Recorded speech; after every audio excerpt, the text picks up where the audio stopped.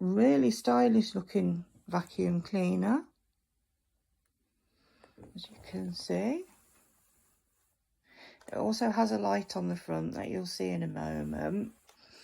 That bracket in the middle, you loosen it and the bottom half of the vacuum cleaner bends so that you can get under furniture or beds or whatever.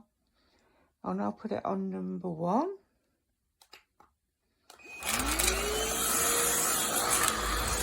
You see, it's easily leaving a line on the carpet. Switch it up to number 2. And off we go.